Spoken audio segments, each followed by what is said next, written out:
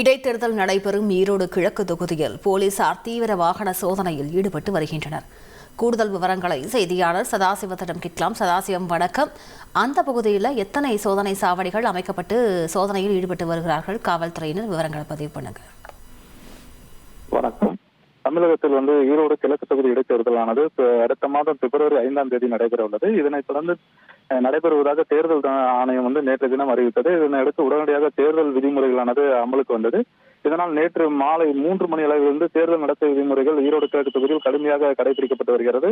தொடர்ந்து மாவட்ட தேர்தல் அலுவலர் ராஜகோபால் சுங்கரா தேர்தல் கண்காணிப்பு பணிக்காக 3 பறக்கும்படை, 3 நிலை கண்காணிப்பு குழு, 1 வீடியோ கண்காணிப்பு குழு என ஆகிய குழுக்களை அமைக்கப்பட்டு அந்த பணியில் உள்ளவர்கள் தொடர்ந்து வாகன சோதனையில் ஈடுபட்டு வருகின்றனர். அதாவது ஈரோடு கிழக்கு தொகுதிக்கு உட்பட்ட கருங்கல்பாளையம் சோதனை சாவடி, காளைமாடு சிலை, பன்னீர்செல்வம் பூங்கா உள்ளிட்ட பகுதியில் பறக்கும்படையினர் மற்றும் அவர்களுடன் இணைந்து தெருவுக்கு 4 பெயிண்ட் கடை இருந்தாலும் கூட்டம் மட்டும் குறையவே குறையாது.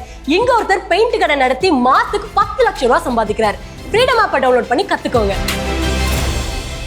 அந்தந்த காவல் நிலையத்திற்கு உட்பட்ட போலீசார் தீவிர வாகன சோதனை மேற்கொண்டு வருகின்றனர். குறிப்பாக ஈரோடு நாமக்கல் மாவட்ட எல்லை பகுதியான, அதுவும் ஈரோடு கிழக்கு தொகுதிக்கு உட்பட்ட கருங்கல்பாளையம் காவல்துறை சோதனை சாவடியில் போலீசார் பார்த்தோம்னா 24 மணி நேரமும் தொடர்ந்து சோதனை மேற்கொண்டு வருகின்றனர். ஏனென்று பார்த்தோம்னா ஈரோடு மாநகர பகுதியானது, குறிப்பாக ஈரோடு கிழக்கு தொகுதிக்கு உட்பட்ட பகுதி ஜவுளி வர்த்தகம் நிறைந்த பகுதியாக இருப்பதால் அண்டை மாவட்டங்களிலும் அண்டை மாநிலங்களிலும் அதிக அளவில் ஜவுளி பொருட்கள் மற்றும் சரக்கு சார்ந்த பொருட்கள் அதிக அளவில் கொண்டு வரப்படுவதால், அதற்காக பணமும் எடுத்து வரப்படுவதால் அவற்றிற்கான உரிய ஆவணங்கள் மற்றும் சரக்கு கொண்டு வருவதற்கான உரிய சோதனைகள், உரிய ஆவணங்கள், ரசீதுகள் உள்ளனவா என்பது குறித்தும் காவல்துறையினர் மற்றும் பறக்கும்படையினர் தொடர்ந்து சோதனை மேற்கொண்டு வருகின்றனர்.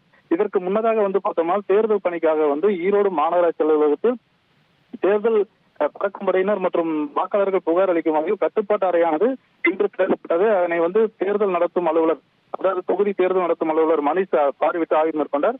தொடர்ந்து வாக்காளர்கள் புகார் அளிக்க ஏதுவாக வசதிகள் செய்யப்பட்டுள்ளது. மேலும் நாளை மறுதினம் பார்த்தோம்னால் வேட்புமனு தாக்கல் செய்ய உள்ளனர்.